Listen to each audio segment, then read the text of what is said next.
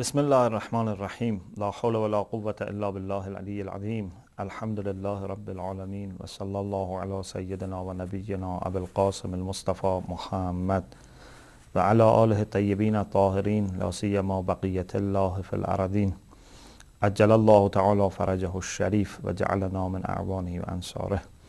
In the name of Allah, the Compassionate, the Merciful.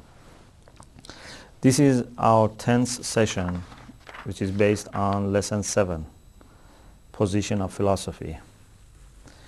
And today, inshallah, we are going to talk about the essence of the problems of philosophy and also about principles of philosophy and aims of philosophy. As you remember, we said that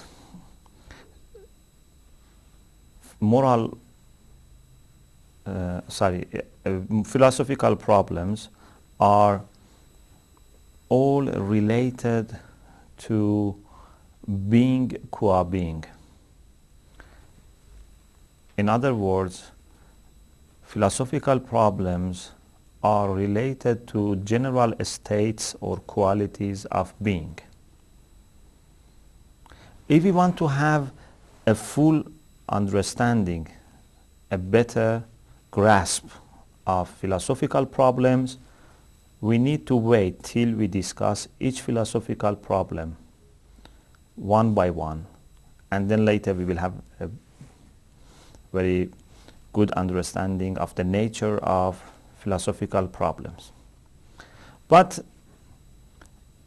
it may be not that much pleasant for a beginner, for a student of philosophy, to wait till he finishes a whole series of philosophical lectures to see what is the nature of philosophical problem. So to have a taste of philosophy, the author tries to introduce to us some of the philosophical problems which are very important, which are very profound, very deep, and this hopefully will let us know why philosophy is so important and what sort of judgments we are going to make in philosophy, what sort of debates we are going to have in philosophy. Okay. For example, just as I said, these are just some examples, and inshallah we will have much more examples and much more detailed discussions about the same examples. For example, one of the very important questions that comes to human mind, and it is not exclusive to any age or any race, any group of people. No, it's a universal question. And that is whether we will survive death or not. Whether we will be totally destroyed by death or not. After we die, our bodies will, in most of the cases, will be destroyed. But does it mean that we also will be destroyed? We will lose our identity, we will lose our reality, we will lose our being and existence totally? Or we will still be there, but with different state, not with this body? So this is a very important question. And we cannot expect physics or chemistry or mathematics to undertake the responsibility of offering answers for this question, because they cannot experience the life after death, or mathematics cannot do anything here. This is a philosophical problem, and it is only philosophy that can give us answer.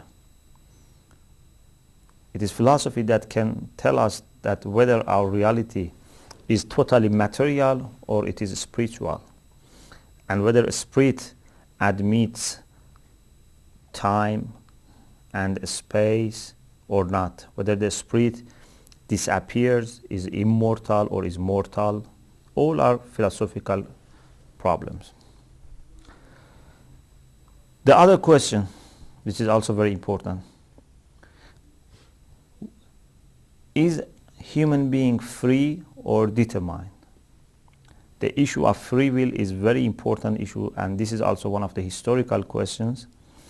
And the only way to answer to this question is through philosophy. It is philosophy that tells us to understand the real meaning of free will and determinism, and to examine ourselves to realize whether we are free or not, and to see whether causality is in opposition, in conflict with free will or not. The other important example is the possibility of knowing something.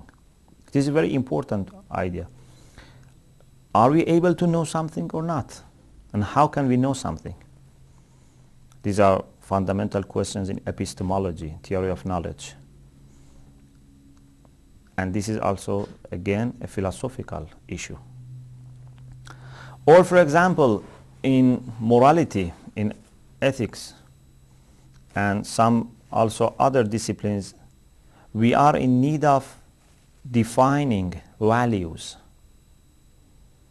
What is good, what is bad, what is right, what is wrong? What is the reason that something becomes good or bad? So these are the questions which are very important. Are moral values absolute or they are relative? Are they constant or they are changing? These are very important questions, and the only way to respond them is to philosophize. Or if you want to know whether there is a creator for this world, and whether that creator is limited or unlimited, is changing or non-changed. Or, for example, whether the creator is abstract or is material, is time-bound or not bound. All these questions need to be discussed philosophically. Of course, if you prove the existence of God and the truth of religion by your reason, by your intellect, then later you may use religious scriptures. But first of all, you cannot start with religious scriptures unless you have already established the truth of religion philosophically. The other question, which is also very important, is the extent of experimental knowledge. To what extent we can know, we can understand through experiments. Are our experiments valid? Are they helpful? Or they are just perhaps misleading us? They are just confusing us. There's nothing outside. These are philosophical questions which are very important. In any case, there are many, many important issues for human beings which really occupy our minds. And you cannot find any peace and rest and confidence until you have these questions answered, these questions replied, and this is through philosophy. So the author says that considering these examples and these reflections, we can conclude that there must be a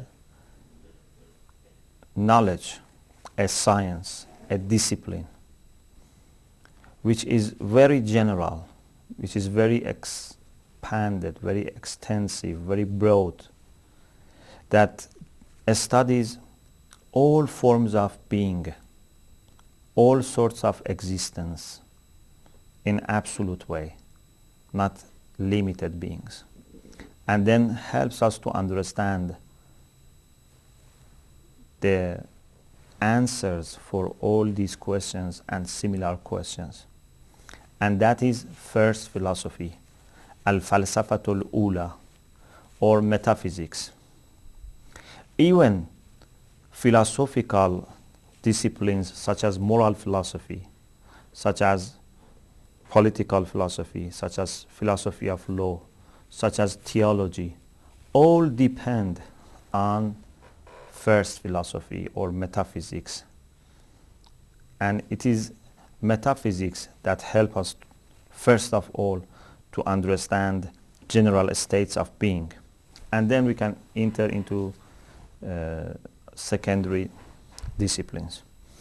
For example, in metaphysics, we understand that how beings are related to each other and that there is a relation of causality between the beings. We understand that everything which can be experienced, which can be observed or understood through our experiments, is time bound and is limited, is changing, is mortal. At the same time, we understand that there must be something which is not changing, unchangeable, which is not moving, unmoved, and that is the one that stabilizes the world and gives motion and changes to other things. We understand that beings are divided into necessary and contingent, into abstract and concrete, into changing and unchanging. We understand the answer for our curiosity through this science, and that is metaphysics or first philosophy. So philosophy is very important, metaphysics is very important, and you could understand a little bit the nature or the essence of philosophical problems. The second part of this lesson is regarding principles of philosophy. And we mean by principles of philosophy, mabade. Al-mabade, and when you add it becomes mabade al-falsafa. If you remember, we said that we are two sorts of mabade. Let's look at the screen.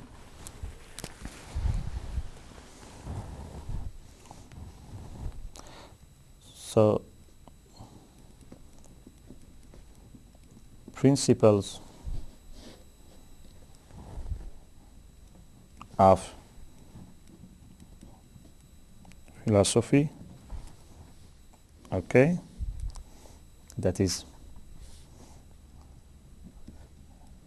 mabade ul falsafa.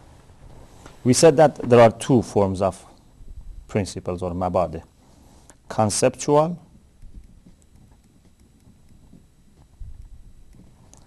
which is al-mabade at-tasawwuriyya,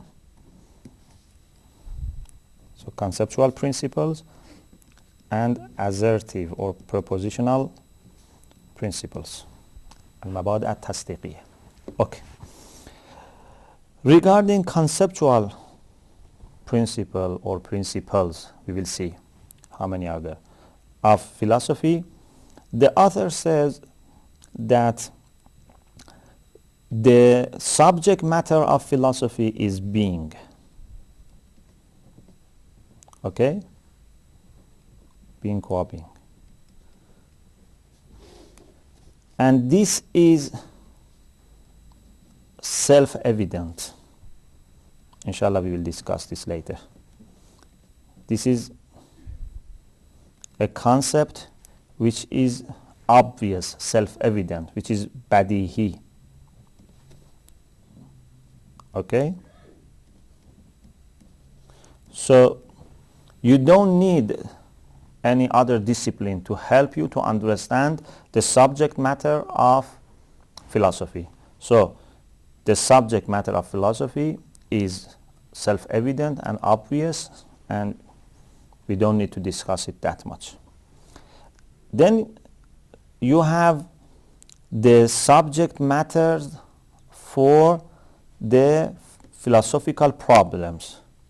So this is the main subject matter. Okay, if you remember, then we said that for problems of each discipline you have some either parts of the main subject matter or particulars of the subject matter, depending whether the subject matter is a whole or a universal. Here is a universal. So when you have for example philosophical problems based on contingent being,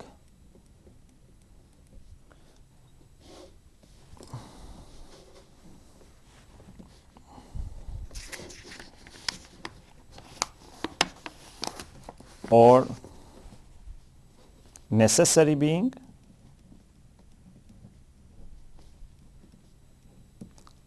you will study what is the meaning of contingent or what is the meaning of necessary when you want to discuss that problem. So the main subject matter is self-evident. We don't need to discuss it before, or we don't need to discuss it in other discipline.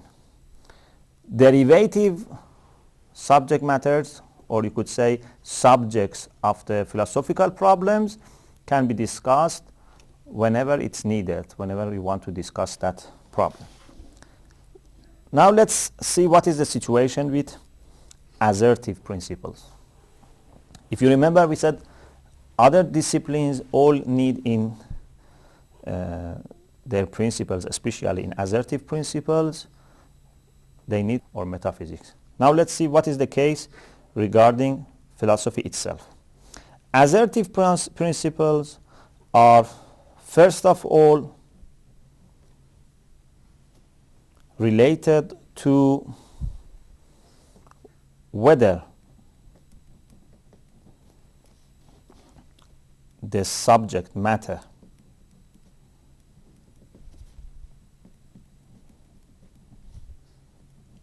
of the science you are discussing exists or not. This is a very important question. If you remember, I said, for example, medicine studies human body, illness and health of human body. But whether human body exists or not, it's not a medical question. Okay? So, here, for philosophy, when we want to see whether the subject matter of philosophy, whether being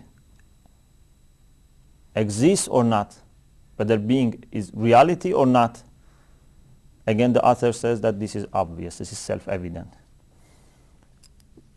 We may need to prove the existence of human body or matter or, for example, spirit, soul, and so on.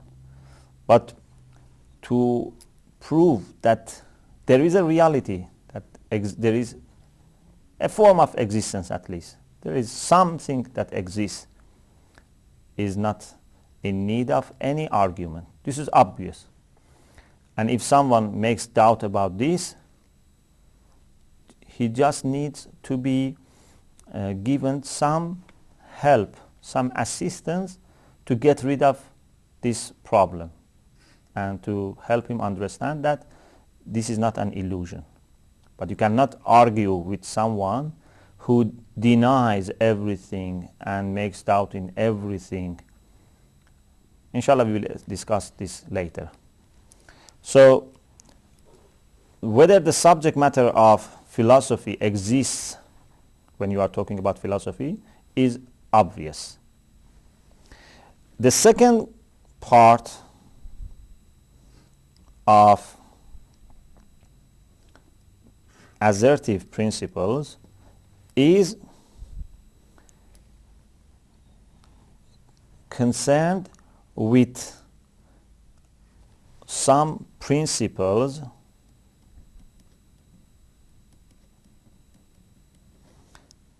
that help to argue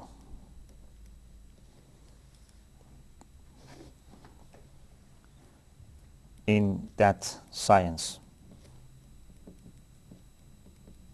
For example, before I go to philosophy, for example, in physics, you do lots of experiments, but whether experiments can prove something or not, whether the scientist who observes or makes experience in his lab is getting close to reality or not, whether, for example, induction is valid or not, what are the conditions for a valid induction, all are things that you need to know before you enter physics. And these are principles, these are al-mabadi' for physics. Of course, these are assertive principles. So now let's go to philosophy. Has philosophy any need for any principle that helps a philosopher to argue or not? Okay, now look at the screen again. The author says the principles here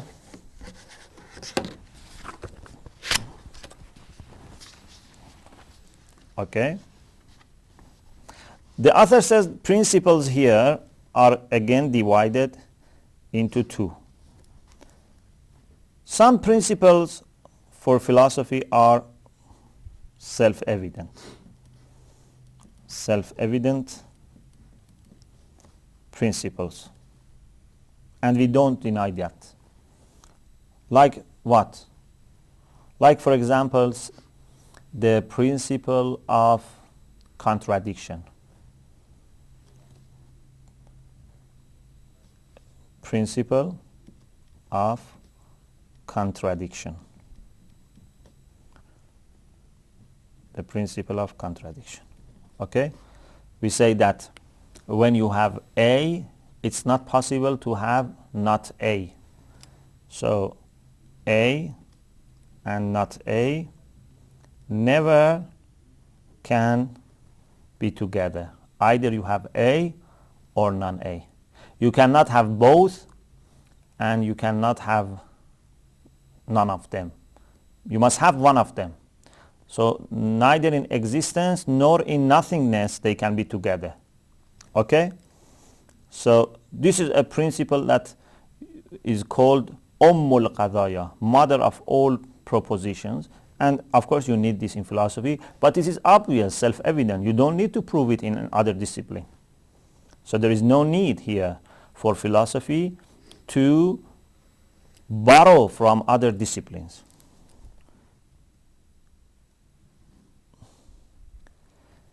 Is there anything which is not self-evident, anything which is stipulative, and you need to sort out before you enter philosophy?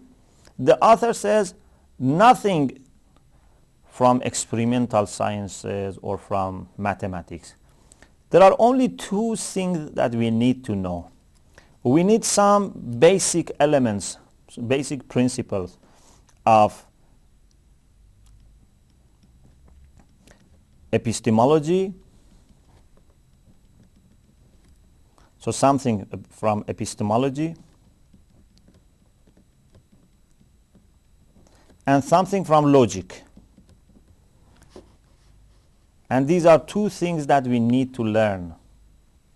But as we will discuss later in lesson 11, we will see that what we know here from epistemology or logic is not something that we must to acquire from outside. These are the rules of our mind, and we just need to be reminded. So these are not things that we need to borrow from other disciplines. Anyway, if there is any need for metaphysics, it is only need to epistemology and logic, because these two help us to understand whether we can know something and how we can know something, we can argue, how we can get rid of fallacies, and so on. Okay, so this is a very important part of lesson 7. The last part of lesson 7 regards aim of philosophy. Every discipline has a direct aim and also some indirect aims, immediate aim and some aims which are not immediate. The immediate aim of every discipline is to know something. Human beings are interested in knowing. Even if you don't get any practical benefit from your knowledge, still you prefer to know. This is one of the original desires and genuine desires of human being. There's a thirst for knowledge. But apart from that, there are some indirect or secondary aims. For example, we want to know medicine because we want to cure ill people, we want to improve conditions of life, and so on. Or we want to, for example, get close to God by serving the people of God, and so on. What is the aim of philosophy? Naturally, the first aim is to know general states of being and very profound questions that we address in philosophy. But apart from that, philosophy is very important because philosophy helps us to understand our relation to God the Almighty and the world around us. And it makes our life purposeful. It gives meaning to our life. Indeed, human life is human only when a person finds answers for those fundamental questions. If we just eat and drink and sleep, this is not a human life. So we need to go beyond. So philosophy is very important in helping us to find answers for our human questions. It is also important, and one of the aims of a person who studies philosophy can be to serve other disciplines. As you saw before, there are many things, many principles of other disciplines that must be studied in philosophy. But philosophy is not in need of those disciplines. And the other thing is that someone who studies philosophy is equipped with a very good instrument to refute attacks made by those who do not believe in religion or those who do not believe in God. And they try to show that, for example, they have intellectual arguments against religion. They want to show that philosophy is against revelation. But a person who is equipped, well equipped with philosophy, can refute all these claims, all these allegations, and prove and defend religious beliefs and claims, as we see in the works of Muslim philosophers, great Muslim philosophers, whose philosophy was not against their religion, was not against their faith, rather was in service to their religion and was serving their religion and in entire compliance with their faith. Also, philosophy is important in spreading Islamic and human values, because philosophy is a universal language that all rational people understand.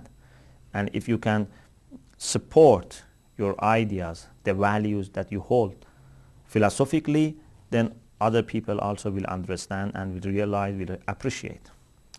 So in this lesson we studied the nature or essence of philosophical problems, and also principles of philosophy, and finally aim of philosophy or aims of philosophy if there are more. وآخر دعوانا أن الحمد لله رب العالمين.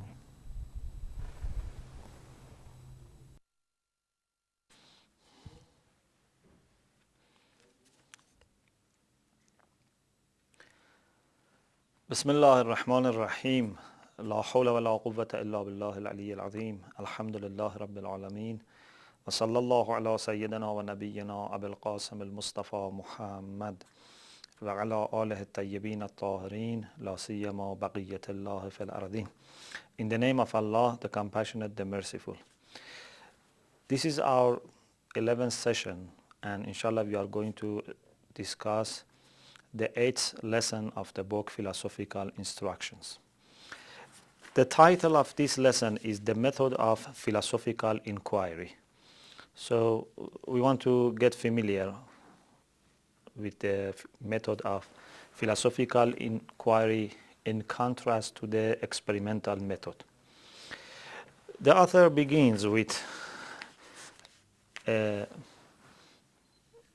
deep regret about the approach that some people have taken towards philosophy. Some people who are influenced by the positivist way of thinking have said that there is no value in philosophical inquiry because the only method which can bring certainty and which can be valid is the experimental method which is used in natural sciences, or in more expanded way in experimental sciences, because as you know, experimental sciences are divided into natural sciences and human sciences. Of course, positivists are very much interested in natural sciences and also then in human sciences, because they think that modern human sciences are all based on experimental knowledge. So people who are influenced by this way of thinking, they say that we have no appreciation of philosophical inquiry because philosophy belongs to the time in which modern sciences were not developed, experimental knowledge was not flourished, and philosophy is the infancy of sciences.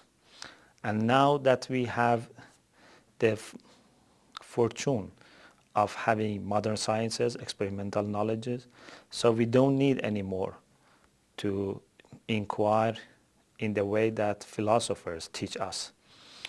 And the author says that some people among Muslims who have been influenced by this way of thinking have gone so far to say that indeed the Quranic method of inquiry and the method that the Quran teaches us and recommends us is also the experimental method. And by mentioning some simple examples, like for example the Quranic call for reflecting on the creation of camel, or for example mountains, and so on and so forth, they say that the Quran also is in favor of rejecting philosophical and rational method and just focusing on the experimental method. So this has caused the author to allocate one lesson on the importance and significance of the philosophical inquiry, and indeed on the intellectual and rational way of inquiring. So, as I said, some people have said that rational method is not bringing any certainty. Philosophy belongs to the time in which the real science, real knowledge was not available. Philosophy is the infancy of the sciences. And they say that the most we can expect from philosophy is to provide us with hypotheses for modern sciences, because there are some areas that we still cannot have experimental investigation, and the philosophy can help us in providing us with some hypotheses. For example, in physics, there are some hypotheses about the creation of the world, about, for example, the extent of the physical world. And we can benefit from these philosophical hypotheses until we can develop our experimental science, and perhaps in future we will not need philosophy even in this regard, and we will replace hypotheses with theories which are backed up by scientific evidence. For example, one of the people who have been very unfair towards philosophy is the German existentialist known as Karl Jaspers. He says that philosophy yields no certain knowledge. So you can attain no certainty from philosophy. And as soon as knowledge is accepted by all as certain with decisive reason, that knowledge cannot be considered philosophical. So whenever you have a certain knowledge, you must make sure that that knowledge is not philosophical, but rather it at once becomes transformed into scientific knowledge. So he says, whenever you have a certain knowledge, this knowledge is a scientific knowledge. Philosophy by no means can produce any certainty. Okay, this is to give you some idea about the way that some people who are influenced by the positivist attitude towards human knowledge have adopted towards philosophy. To see whether this is acceptable or not, the author starts with an investigation about different methods of inquiry. As you know, whoever has studied logic knows that there are three ways in which we can make inquiry and we can make inference. I'm not saying that these three methods are the methods that all are fruitful and bring valid and sound conclusions. But I'm saying that there can be no method of inquiry other than these three. Then we will see, inshallah, whether these are sound or not, or which one is sound and which one is not sound. But altogether we have three methods, because either we have the particular and we want to inference from one particular to another particular. For example, you know that this person is intelligent, and there is another person similar to this person, for example, in age or in race or in appearance. So you say that person A is intelligent, and therefore person B also must be intelligent. So you are transmitting the ruling, the judgment which is known for a particular to another particular. This is what is called induction, and our Muslim logicians and philosophers call it istiqra. So if you look at the screen, please. So we have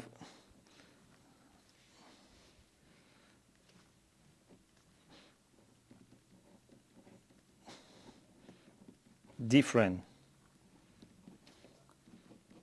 methods of inference.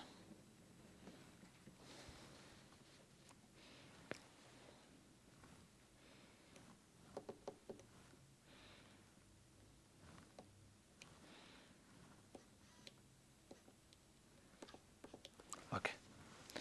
One method is induction.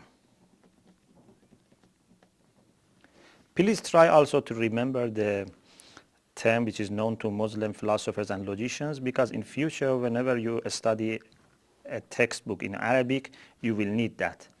Al-istiqra. And the transliteration is like this. Al-istiqra. Okay? So this means that you want to go from particulars to universal. Inshallah, I will come back to that later. Then you have analogy, at-tamthil.